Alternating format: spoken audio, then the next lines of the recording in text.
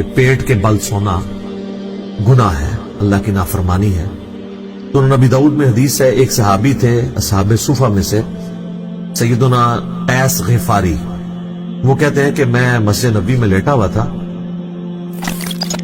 پیٹ کے بل میرے سینے میں تکلیف تھی، تو اس کی وجہ سے میں پیٹ کے بل لیٹا ہوا تھا، تو ایک شخص آیا اور اس نے میرے پاؤں پہ آ کے اپنے پاؤں سے ہلکی سی ٹھوکر ماری متوجہ کرنے کے لیے، اور کہا کہ پیٹ کے بل مت لیٹو، یہ اللہ کی نافرمانی ہے۔ تو وہ کہتے ہیں میں نے جب مڑ کے دیکھا تو وہ اللہ کے نبی علیہ السلام تھے۔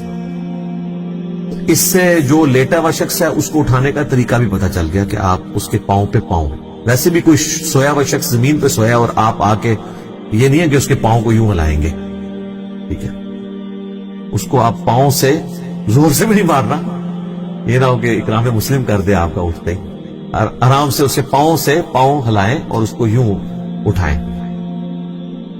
اسی کو سپورٹیو ایک اور حدیث ہے، اس میں تو الفاظ ہے نافرمانی۔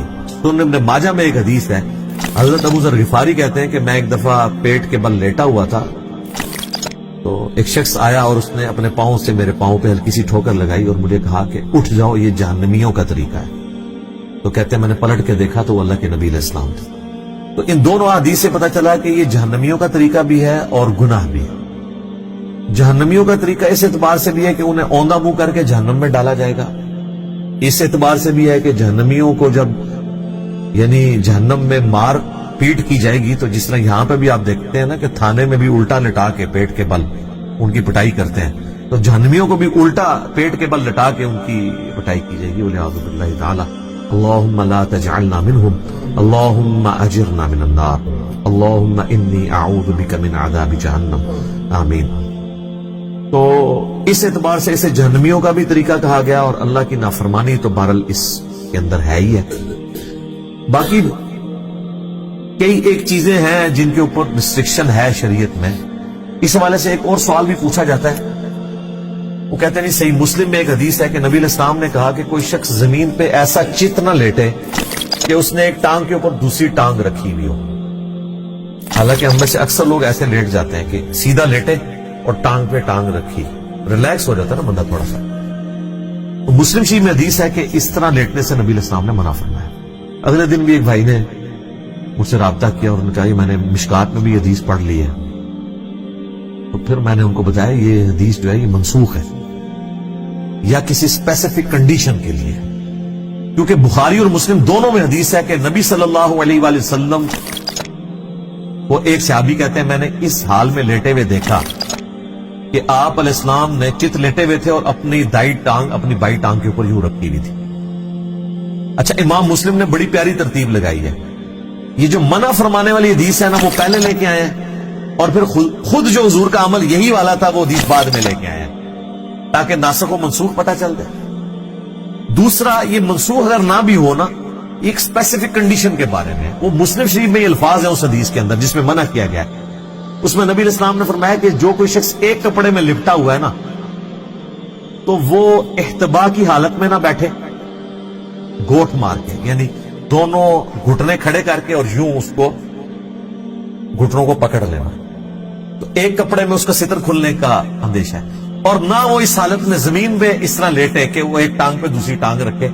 اگر آپ نے کپڑے اس طرح کے پہنے ہوئے ہیں کہ جو ایک چادر میں آپ لپٹے ہوئے ہیں، تو اس میں آپ جب یوں کریں گے تو آپ کی بے پردگی ہونے کے چانس ہیں۔ پینٹ میں یا ٹراؤزر میں یا شلوار میں اگر کوئی شخص یوں کرتا ہے تو اس کی بے پردگی کے چانس نہیں۔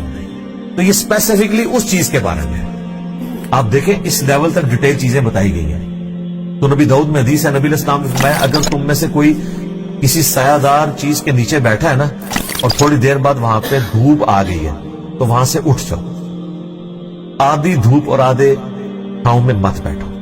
سائنٹیفکلی بھی یہ چیز ظاہر ہے، وہ ایک تھرمل ڈیفرنس تو ٹیمپریچر کا کریٹ ہو جائے گا نا، یا مکمل دھوپ میں آگے بیٹھو یا مکمل چھاؤں میں بیٹھو، درمیان میں رہو۔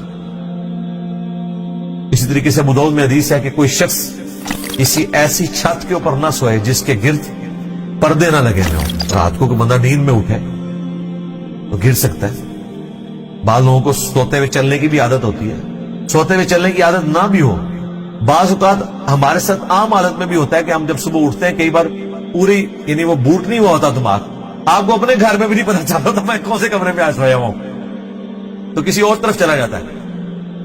اور کئی لوگ سیڑھیوں سے اپنی گر گئے ہیں، گئے باتھ روم تھے لیکن وہ دوسرے راستے پہ سیڑھیوں سے نیچے جا کے گر گئے ہیں، نہیں پتا چلا ان کو. ہو جاتا ہے ایسے. تو نبی علیہ السلام فرمایا ایسے آپ نے چھت پہ بھی نہیں سونا جس کے گرد پردہ نہ ہو، تاکہ اگر کوئی ایسا معاملہ ہو جائے تو پھر اپنے آپ کو ملامت کرنے والی بات. بخاری مسلم میں ایک حدیث ہے، نبی علیہ السلام نے فرمایا کہ کوئی شخص رات کو اپنے گھر میں اس حال میں نہ سوئے کہ اس کا کوئی جو ہے وہ دیا وغیرہ بتی جل رہی ہو، اس کو بجھا کے سوئے. آگ انسان کی دشمن ہے، کیونکہ شیطان بھی آگ سے بنا ہے، وہ انسان کا دشمن ہے. اور اسی حدیث میں موجود ہے کہ مدینہ شریف میں ایک گھر تھا جو رات کو یہ دیا جلاتے ہوئے ہو گئے، تو رات کے وقت چوہا آیا تو وہ بتی کو لے گیا اپنے ساتھ، اور پورے گھر کو آگ لگ گئی. کیونکہ وہ تیل ہوتا تھا، مٹی کا تیل تو ہوتا نہیں تھا، وہ تو چوہا تو ظاہر پیے تو مر جائے. اس زمانے میں تو کھانے والا تیل ہی جلانے کے لیے بھی استعمال ہوتا تھا. امیر لوگ زیتون استعمال کرتے تھے، غریب لوگ اور تیل استعمال کر لیتے تھے. وہ تیل بیک وقت کھانے کے لیے ہنڈیا میں بھی استعمال ہوتا تھا اور آگ جلانے کے لیے بھی. تیل تو بعد میں دریافت ہوا ہے، پہلے سے ہی مٹی اور زمین کا پیٹرول تو نہیں تھا نا. ٹھیک ہے نا، یہ تو اللہ نے دنیا پر قدر ایفٹ رکھی ہے، ورنہ کسی بزرگ نے جب نگاہ مارتے تھے ساتوں زمینیں کراس کرتی تھی تو تیل بھی کراس نہ ہوتا. یہ تو سر ایڈون نے پینسلوینیا میں تیل کا کنواں جو ہے 18ویں صدی کے اندر آ کے، بلکہ 1800 کچھ کے اندر آ کے دریافت کی ہے. وہ بھی حساتی طور پہ وہ تیل کا پہلا کنواں ابھی بھی موجود ہے. 19ویں میں آ کے آپ سمجھ لیں 1800 کچھ کے اندر. تو وہ یہ تیل ڈیفرنٹ ہے جو آج کل ہم لالٹین میں کبھی استعمال کر لیں یا کوئی کھلانے کے لیے. تو نبی علیہ السلام نے وہ بھی منع فرما دیا. اور آج بھی آپ دیکھ لیں اس کی ماڈرن فارم. آئے دن سردیوں میں ہر دفعہ ٹی وی پہ خبریں آتی ہیں کہ وہ گیس کا ہیٹر چلتے ہوئے چھوڑ دیا، پیچھے سے گیس چلی گئی، جب وہ واپس آئی تو ظاہر ہے بہت مہنگے ہیٹر ہوتے ہیں جو آٹومیٹکلی آف ہوتے ہیں، گیس آئی بندے مر گئے. اور کئی جگہ تو دم گھٹنے سے مر جاتے ہیں کہ وہ انگیٹھی جلائی ہوئی ہوتی ہے اور وہاں پہ آکسیجن اتنی ختم ہو جاتی ہے کہ رات کو سوئے بھی سو جاتے ہیں. تو اس اعتبار سے یعنی ہمیں شریعت میں پابندیاں بتائی گئی ہیں. البتہ نبی علیہ السلام نے کچھ بیٹھنے کے جو طریقے اڈاپٹ کیے ہیں فی نفسی ان میں کوئی خرابی نہیں. جیسے میں نے احتبا کا بتایا کہ یہ گوٹھ مار کے بیٹھنا، یعنی دو گھٹنوں کو کھڑا کر کے یوں، یہ ایک چادر میں بیٹھنے سے تو منع فرمایا. لیکن صحیح بخاری میں موجود ہے کہ حضرت عبداللہ ابن عمر کہتے ہیں کہ میں نے خانہ کعبہ شریف کے سین میں حضور علیہ السلام کو کئی دفعہ اس طریقے سے بیٹھے ہوئے دیکھا. یہ سنت ہے بیٹھنا، لیکن خطبے جمعہ میں نہیں بیٹھ سکتے. وہ ابو داؤد میں حدیث ہے کہ کوئی شخص خطبے جمعے کی تقریر کے دوران احتبا کی حالت میں نہ بیٹھے، کیونکہ یہ ریلیکس کرنے والی پوزیشن ہے، آپ کو نیند آ جائے گی. تو آپ نے اٹینٹو ہو کے بیٹھنا، یا دوزانوں بیٹھیں یا آلتی پالتی جسے ہم چوکڑی کہتے ہیں مار کے بیٹھنا، آلتی پالتی بیٹھنا، چار زانوں بھی اسے کہتے ہیں. وہ بھی حدیث ہے ابو داؤد کے اندر، ترمذی کے اندر، کہ نبی علیہ السلام فجر کے بعد مسجد میں ہی آلتی پالتی یعنی چار زانوں بیٹھتے تھے یہاں تک کہ سورج خوب بلند ہوتا، پھر آپ گھر واپس آتے. اس اعتبار سے بھی بیٹھنا سنت ہے. یہ تمام طریقے سنت ہے. بل اس بات کی طرف واپس آئیں کہ پیٹ کے بل لیٹنا یہ گناہ بھی ہے، حرام بھی ہے اور جہنمیوں کا طریقہ بھی ہے. یہ بات آپ نے جو سنی تھی وہ بالکل ٹھیک ہے، لہذا اس معاملے میں احتیاط کرنے کی ضرورت ہے. ٹھیک ہو گیا جی؟